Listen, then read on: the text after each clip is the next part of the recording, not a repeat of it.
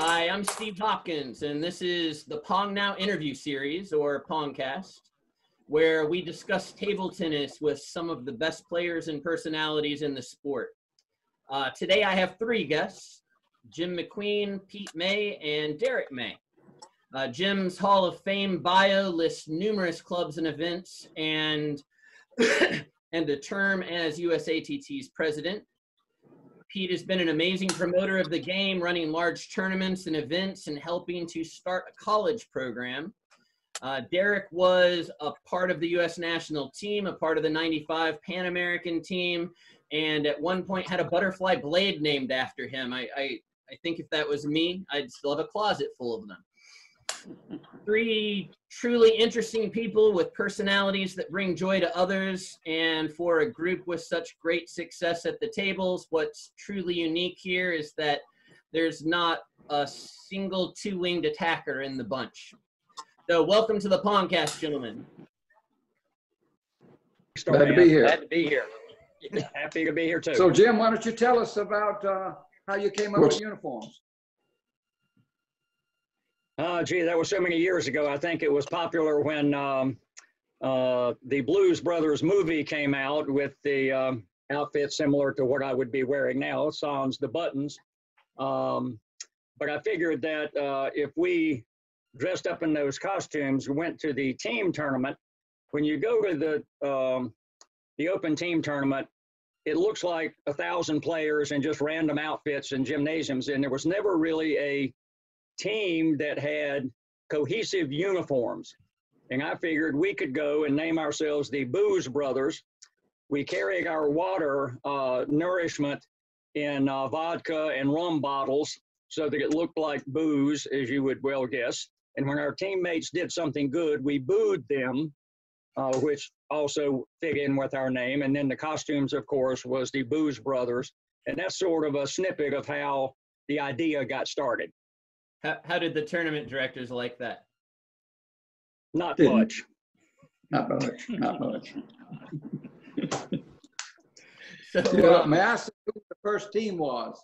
The first Booze Brothers team was Jim, myself, Derek, one of our great friends named James Hogan, and Bill Brown. So that was the first five. I couldn't even think of James Hogan's name, but and so that was the team, and Derek was a junior player at that time.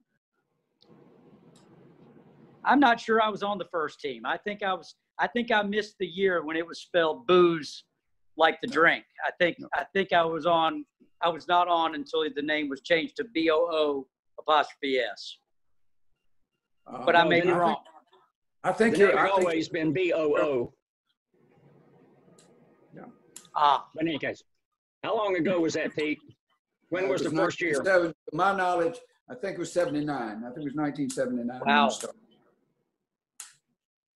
And Derek was barely born at that time. He was 10. I think Derek was 11. He was 11. 11, okay. At least he was double digits. We didn't get accused of underage competition.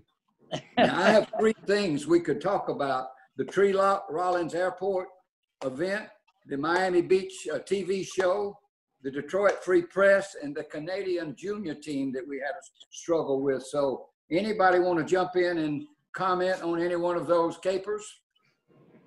I think you should tell the Tree Rollins story. Okay, here's what happened. Derek, you remember you were dressed up in an airport. We were waiting to fly to Detroit in the Atlanta airport.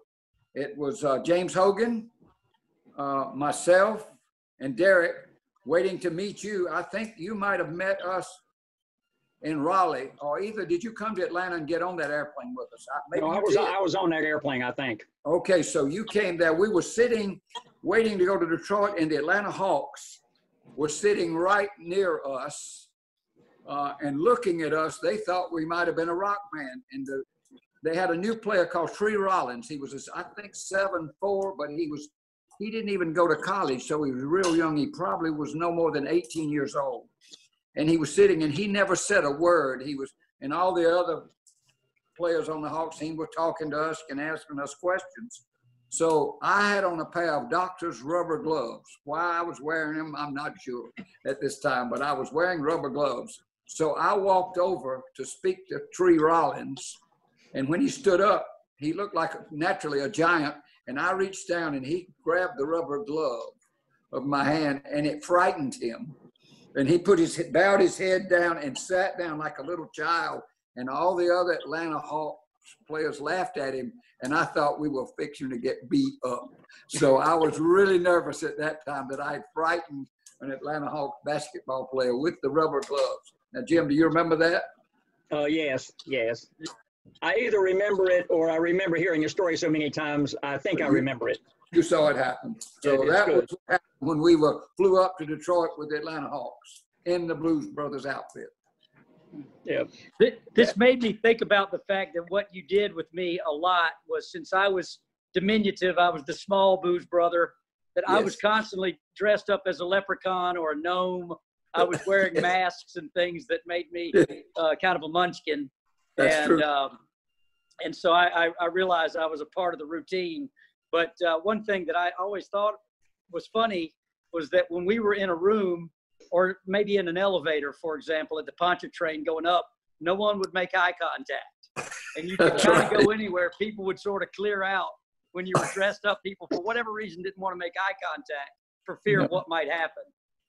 That's true. Yes, we answered yes to almost any question anybody asked us. If they said, are you a rock band? The answer was yes. They would say, are you Hasidic Jews? We would say yes.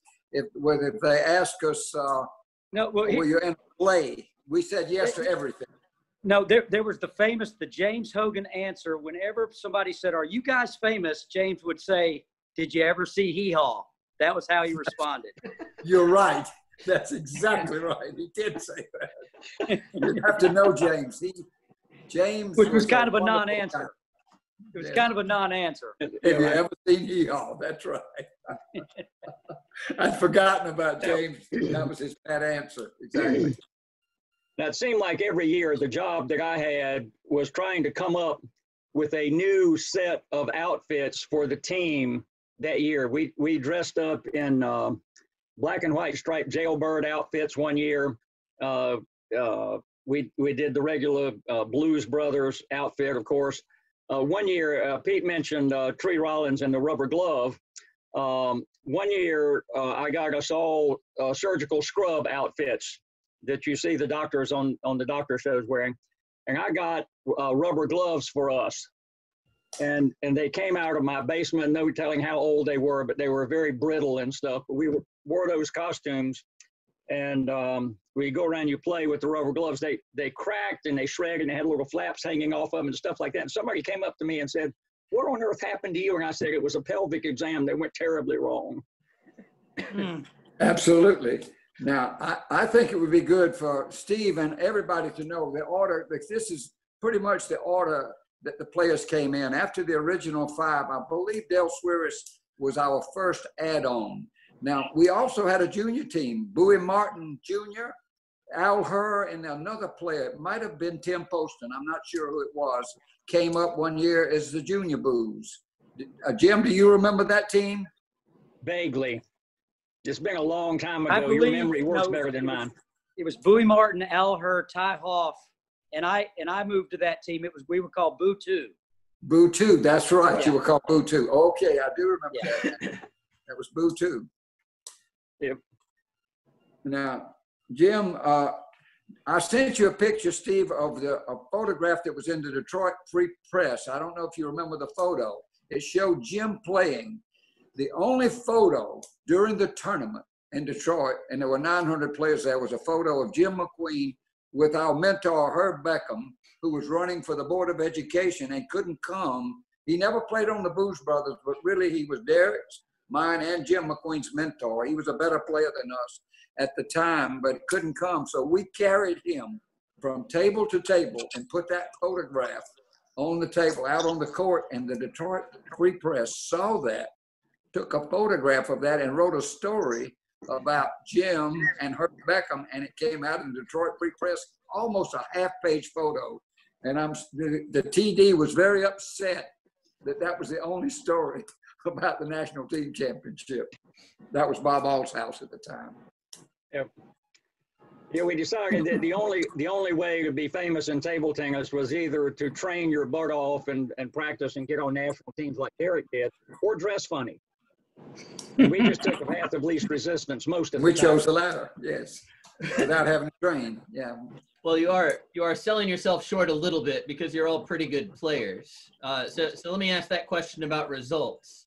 How about a best win? What stands out as a best team result or a best individual upset in a match? Well, we won the B division before in the Detroit teams, which is a pretty big win for people that thought we were non-players. It took players better than 2,000 to beat us. So we were a good B team. We were not an A-level team, but we were a really good stories. And Jim can jump in at any point in time. When they had the U.S. Open in Miami Beach, and they were looking for the TV station was looking for a story. And again, what happened is they showed a TV and they interviewed Jim and I. And this is what they said. We were looking for a story. So we talked to a South American player and she couldn't speak English. And they said 2 or 3 things. And he said, and then they came in and they played this music, dun, dun, dun, dun, dun, dun. And the Booz brothers came in and they said, Jim McQueen, a nuclear safety engineer from North Carolina, and Pete May, a horse coordinator working for a newspaper, but they are the Booz brothers. And they asked us to comment. And Jim, I don't remember what your comment was, but I remember what I said. I said, we like the international players to come here, but we like to beat them bad. And I don't remember what you said. Nothing that good. But you said something. You spoke. We were the only thing on national television out of Miami that year also, which again made the tournament director miffed. Yes. Again, dressing and acting funny gets a lot of attention from the media. So I don't know if that's a comment on how popular our sport is or how visually entertaining it is for the average. It's a great players game. It's a great players game, and it's a very difficult game to get people that don't understand the spin and the subtleties in our sport. They don't understand how people score. So it's difficult to watch for a non-aficionado because they don't know what's going on. And that's a true statement, and we still struggle with that. The game struggles with that, of getting people but other than aficionados. But I would say that, Dad, that you and Jim McQueen in particular are very exciting to watch, especially when you play each other. Yeah. Okay. I appreciate you saying that. Boy, that created silence. That created silence. It looks like a paint drying when we play. I know there's no particular shots other than back and forth, back and forth, back and forth.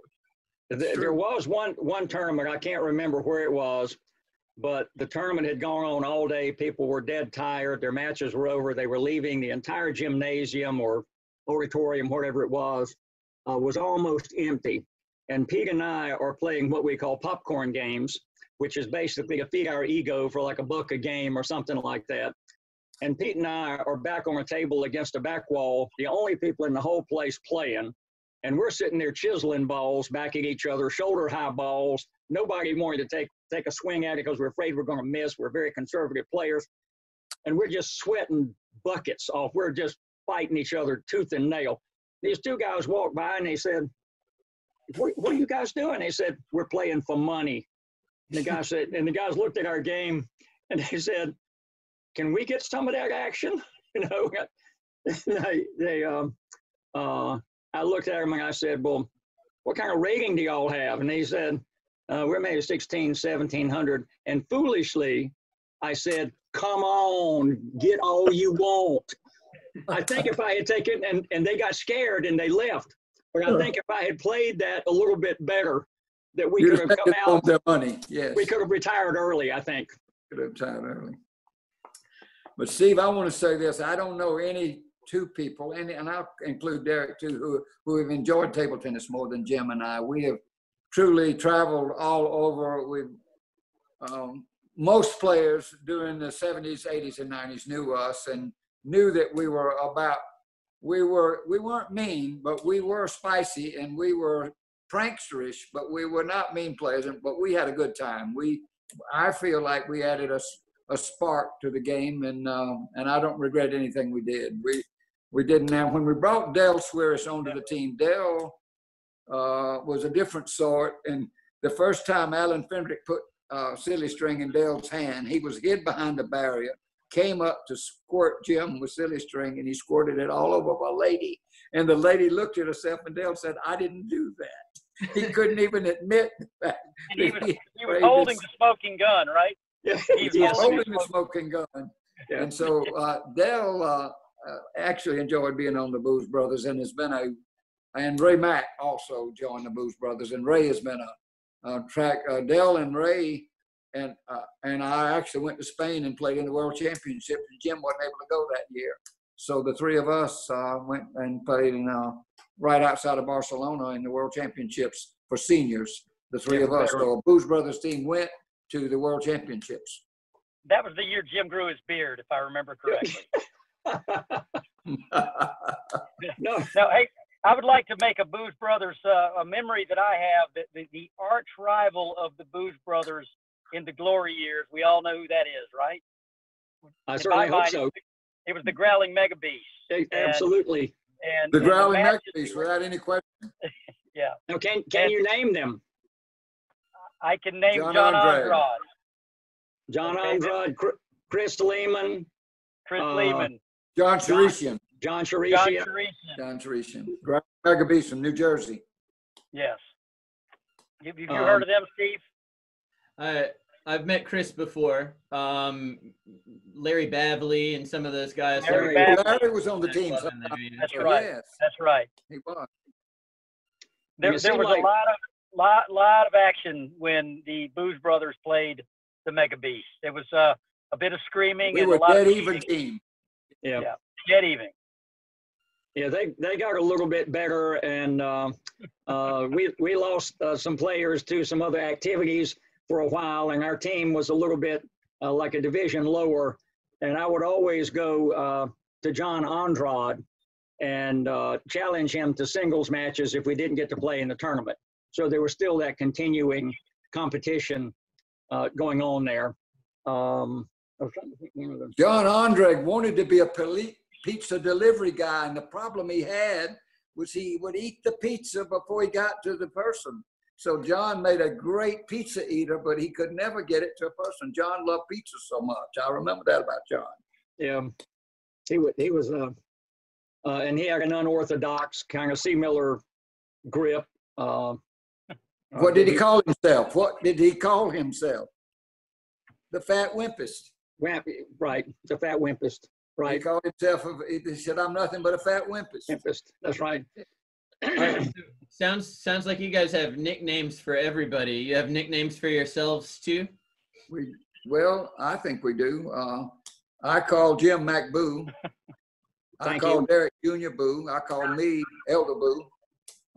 It kind of goes like that. Now, there are other names, but some names are not for prime time. Some names are for what do they call locker room talk? And we don't want to do any locker room talk today. All right. So I have a list of names, and do. none of these look like they would be inappropriate to say. So who is Reverend Boo? James Hogan. And I've got Hair Boo. That's Bill Brown. And Funny Boo, Senior Boo, Sugar Ray Boo, and Sister Boo. Alan Fendrick would be Funny Boo. Sister Boo would be Connie Swearish. Sugar Ray was Ray Mack. Sugar Ray was Ray Mack, absolutely. Right. And Dale calls himself Senior Boo. Senior Boo, that's right. Dale calls himself Senior Boo. That's his email sign off. Now, Pete, tell the story about when, Dale and Connie Swear's son was Todd. Dale was a top player in the late 60s, early 70s. Dale played for a while. When he sort of went into retirement, his son, Todd, became a top U.S. player as well. So they were all used to it when they played at the team tournament in Detroit. They were used to playing on the red carpet, on the upper end tables, the Division A. And this was in the days when the tournaments couldn't afford to carpet the whole gymnasium. They would just carpet the upper end tables. Pete, tell the story about when we got Dale back involved in playing some, but he wasn't a national level player at the time, and we told him we needed to have fun and come with the Booz Brothers and that kind of stuff. So Dale reluctantly came in, although he's a CPA. He's very shy and retiring, except for the silly string incident. So it took a little nudging year after year for us to get Dale into the Booz Brothers routine. But Connie was always reluctant to follow us. Tell her about Connie and the red carpet and then being embarrassed to come down and watch the Booz Brothers play on those lower level tables. Well, Connie is, I'm going to say she's not strict. That's not the right word, but she's firm. Connie's a firm person, and Connie doesn't put up with much foolishness. So what Connie didn't like to do was be associated with us, because Connie was, I'm not saying, let's see, I'm afraid what I might not say about Connie, but let me say this. Before it was over, Connie asked if she could be a Booz sister, and she played on our team. So over time, let's just say Connie loosened up, and she was no longer American Gothic. She was one of the Booz Brothers. Yes, so, but she was a sister and played on our team. Yep. So Connie has been a lot of fun. And Connie and I, there was a spell where Pete didn't go to tournaments as frequently as he had in some years past. And I got to the place where, to substitute for playing popcorn dollar games with Pete, I started playing dollar popcorn games with Connie. And lost most of them. I didn't lose all of them, but it was probably she had more W's in her column than I did, but I made her work for every one of them. Prior to the Swearses joining the Booz Brothers, they didn't know that there was a table 104. That's right. They had no idea. They didn't know that. That's true. Pete, there was one year. I don't know whether you were there this particular year, but one year the costumes that I had come up with was Hawaiian grass skirts, the coconut brassieres, right, and wigs of some sort, and we ended up having it was an understated year, clearly. Understated. Clearly, yeah. Now, one thing I did with that is there was one English umpire that came over, and the grass skirt was really a string that had grass just hanging off of it. So what you do is take the string and just wrap it around and tie it in the back, and it looked like a skirt. And one of these English umpires was just a very stout guy, and he was wearing his umpire uniform. And I came up to him, and I held the grass skirt up around his waist, and I said, "Here, hold this." And he grabbed the sides of it, and it was almost like I had him handcuffed. He didn't want to drop it on the floor, but he was embarrassed to be holding it. And so I had trapped him with that for a while. And the reason he was nearby is we were playing the English women's or English junior women team at one of the Detroit tournaments. And they were fairly good players, but in that particular year, we were seeded third. The English B team, the English girls were seeded second in the B division, and we had an A division team. That's a good knee, Pete. The A team had defaulted for whatever reason. We beat the British women's team because they couldn't believe that anybody that dressed in grass skirts could play at all, and we beat them. So we ended up, because of the default with the A team, we qualified to go into the A division in a tie with the English women. But since we won, we would advance. And we went up and had a serious discussion with the tournament director and whatnot. And we decided we didn't want to do that. We wanted to play in the third division where we were seeded. So we actually monked the draw around so that we could play with the Growly Mega Beasts and other peer type teams. But we have a win over the English women's team with the umpire watching the match in a grass skirt that he couldn't let go. So those are just some of the things that we've been involved in and done.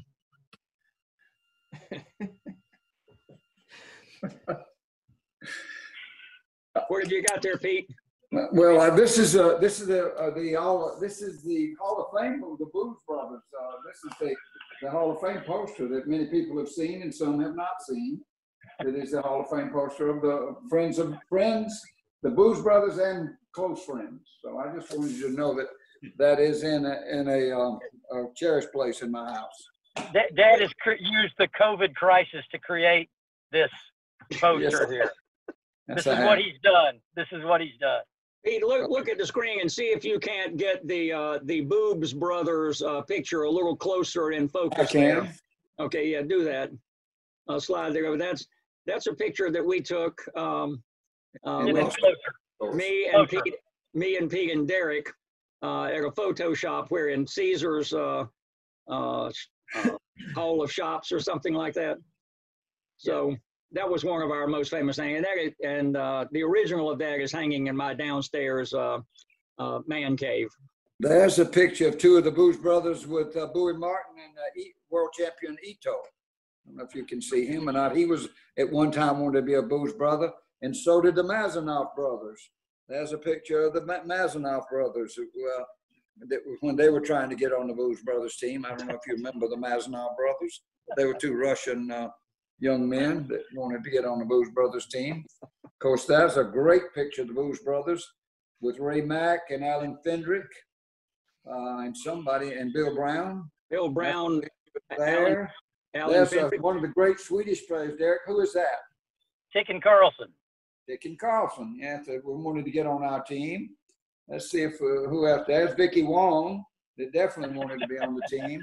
You can remember. There's myself and Marv left when we played doubles together in one of the U.S. Opens. Let's see who else wanted to be on the team. There is Keith Haygood. Let's see who we got over here. Gotta see who. There's Freddie King, of course. Oh, there's two ladies of the evening that tried to get on the team back when we were in New Orleans. We're going past that. Let's see. Okay, there's Eric Owens. Eric Owens is with those junior players there. He played in Augusta in one of our tournaments before he was national champion. And he actually wanted to get on the Blues Brothers team. There's a group from Sweden also in the photo here that definitely, let's see, where are the Swedish players that wanted to be on the Blues Brothers? I think they're over here. But we had a lot of people that wanted to be on the team, just didn't make it. I'm sorry, Steve. And I think there was a time you might have actually wanted to be on the team. I'm not sure. But I think I remember that you were asking, was there a chance? Not sure. I'm sure that happened at some point. Steve, were you on the bus trip when I rented the Greyhound bus and took the Augusta and Anderson players to the Detroit team? Did you ride that? Were you on that bus trip? I do not remember being on a bus, so no. My car story with you, you and Derek came and picked me up at one point and took me up to Tennessee to help open a club at one point. So I got to listen to one-liners as if it was a stand-up comedy show for like 5 hours straight. Well, that's good. That was probably the longest 5-hour trip you ever took. It was great. I was kind of a reserved little kid, you know.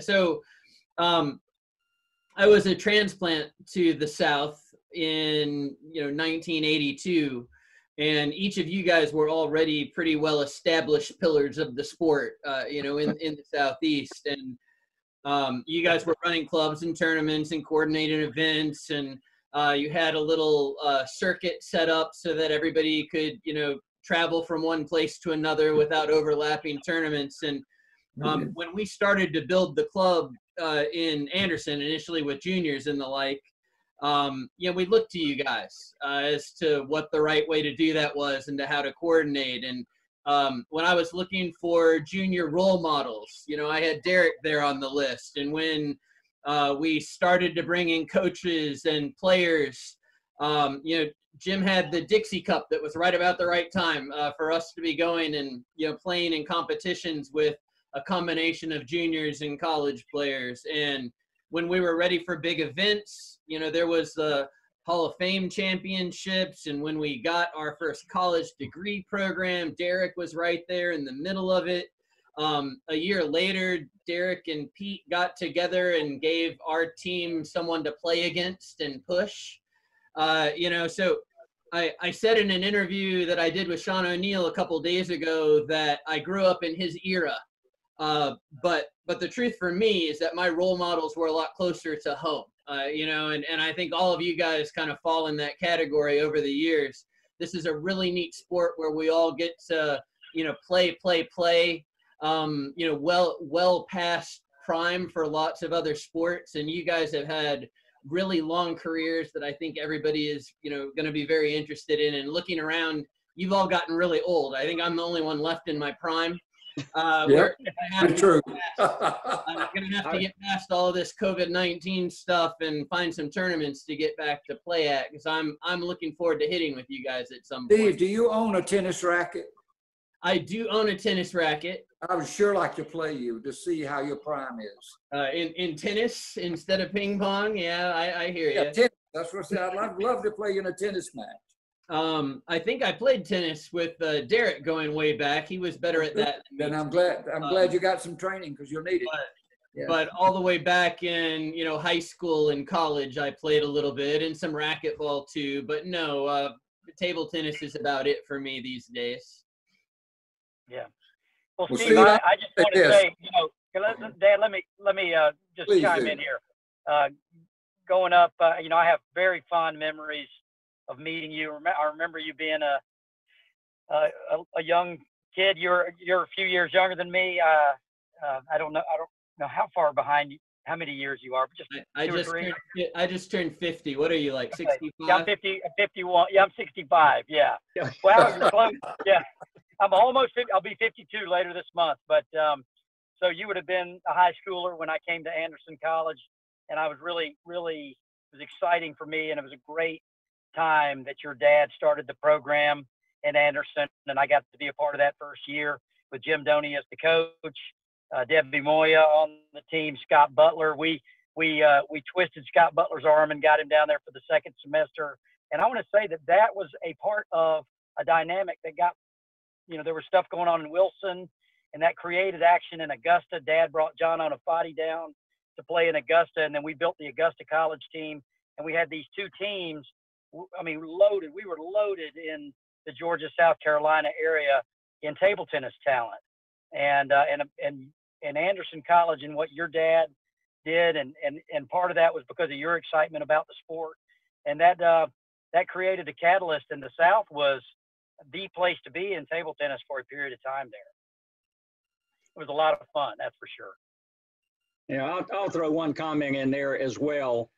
Pete is without a doubt one of the most talented, relentless promoters that the sport's ever seen, especially in a local scene down in the South. It takes people that are players. I'm a player, but I'm a chump. I don't have any personality to go out and raise money and put on big tournaments or start clubs. But Steve, your father running that club, Pete running the club in Augusta, Bowie Martin up in Wilson, those are the people that started the clubs, did the promotion type stuff for the sport that allowed people like me to play and play and play and play and play.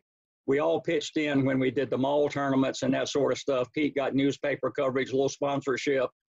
But that was one thing where, I would load tables in a car or on a trailer and haul them down and set them up and put them up and that sort of thing, and just do sort of the blue collar work for it. And if you didn't have the promoter, you wouldn't be able to do the work and have the tournament. If you didn't have somebody to do the legwork, the promotion would have fallen flat. So it was a great combination of talents that helped, along with things Derek said about the college programs, to get the sport running, moving, get some exposure, recruit some new players and that sort of thing. But it's been a wonderful thing to be a part of. You know, that's probably a pretty good place to wrap things up here today. If you guys would like to have another conversation individually or as a group, I'd love to have you back on another day. But let's call this a stopping point here for today. I really appreciate all of you taking the time to chat. And I think others are really going to enjoy listening. It may take a little creative editing with guys walking back and forth the cars and waving pictures around in front of the screen. But you know, there's a lot of personality here. It'll be really neat. So again, thanks everybody for joining the PongCast today. All right, Good job, Steve. Good job. All right. Appreciate you. Safe. Be Getting well. together.